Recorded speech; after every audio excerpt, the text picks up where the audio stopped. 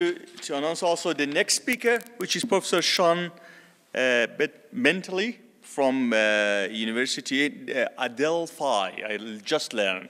It's Phi, it's not Phi. Adelphi University. Yes.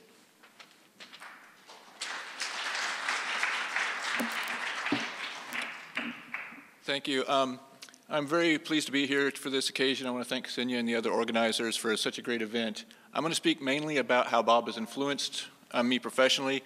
There's a lot of personal influence I got over the years too, and I'm sure Diane has a lot of things she could say about my time at Rochester that we don't want said publicly. But it was a great time. But I primarily teach I only teach undergraduates now. But whenever they're preparing to go off to graduate school, they always ask for advice. And the thing I always tell them, in my opinion, is the most important, more than the school you go to, the project, anything else, is who you get as your advisor. I said to some extent, I'd never say this in front of my wife, but I think that's maybe the most important, connection you make in your life, because it really is going to influence what you're going to have. And I'm not sure I would have survived graduate school in most other research groups, so I really do thank you for the guidance you gave.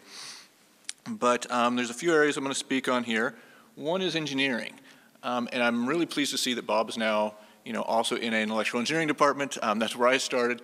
And so coming from electrical engineering into, at least at that time, I'm not sure how the institute is now, but at that time, the vast majority of students were from physics, undergraduates, and there were just a few of us. In fact, my year, I was happy to see one other engineering student in my year, but I felt a little out of place.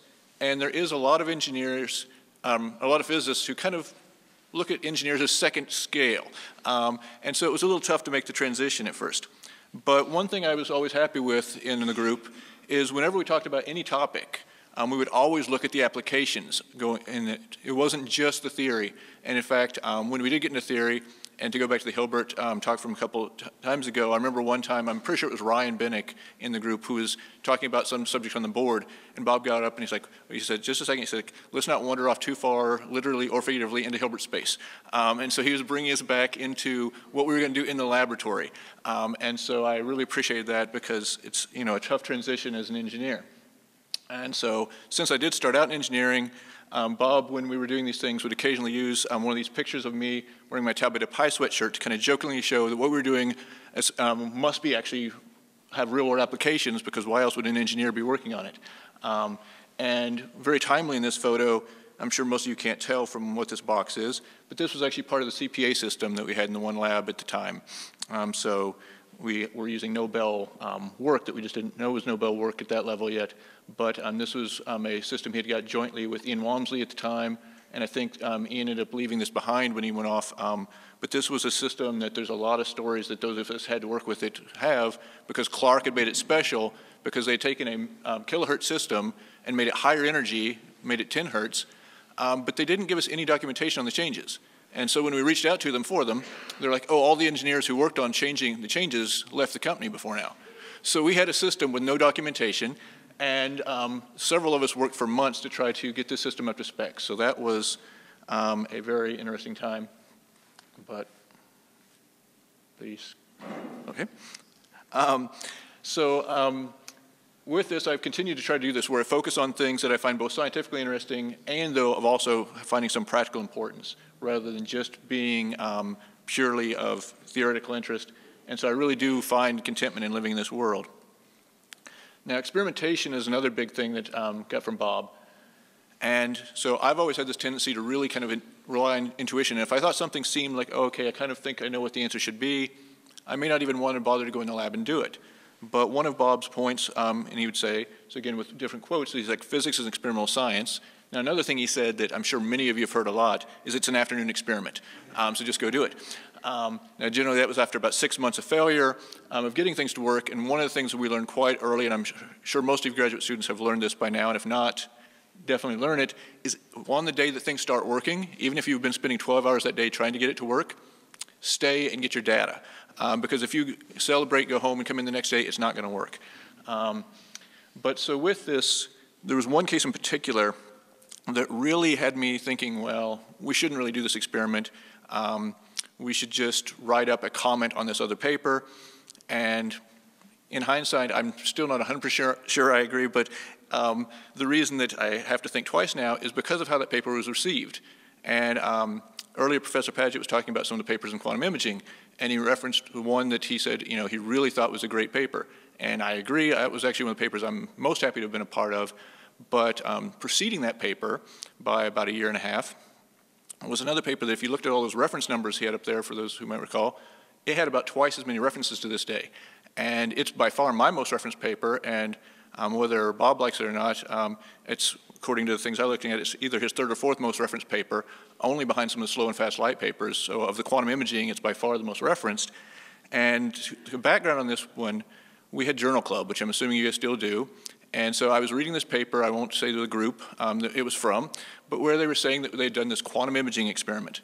And here I am again, this engineer sitting looking at this, and I'm like, there's nothing in this paper that needs quantum mechanics.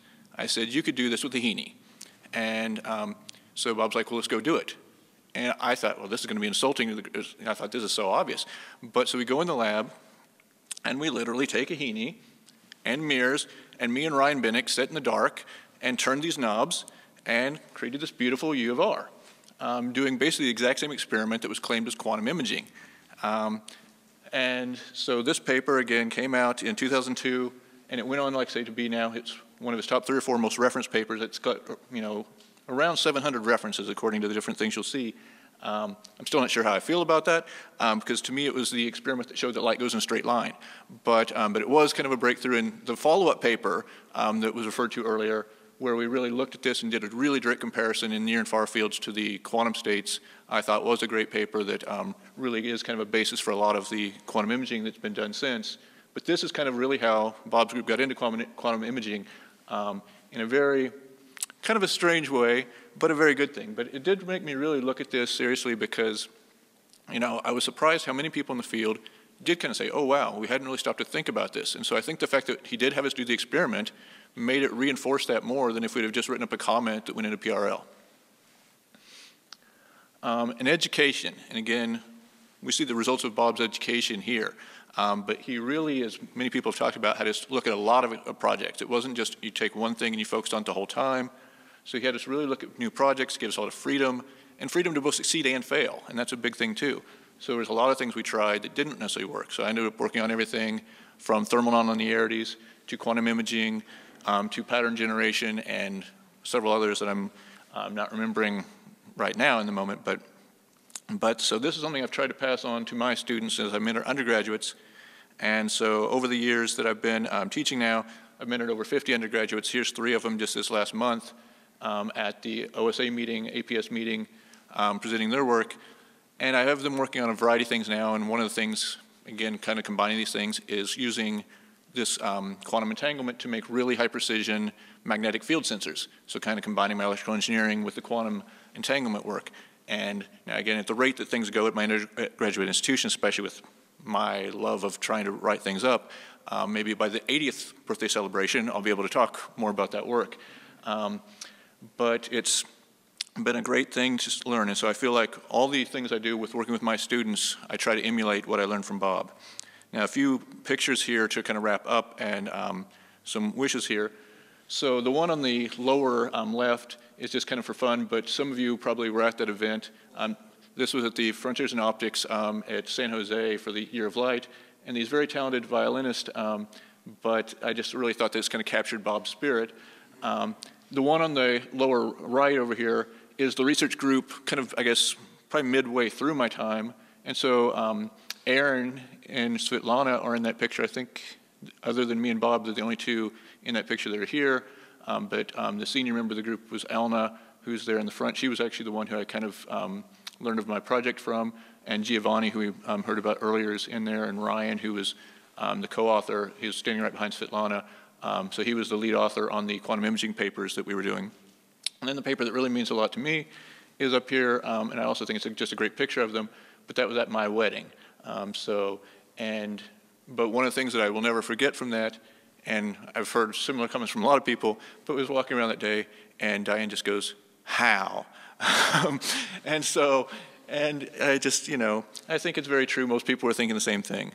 But really, Bob, you had a great influence on my life and career, so I want to thank you for that, and wishing you many more happy and successful years.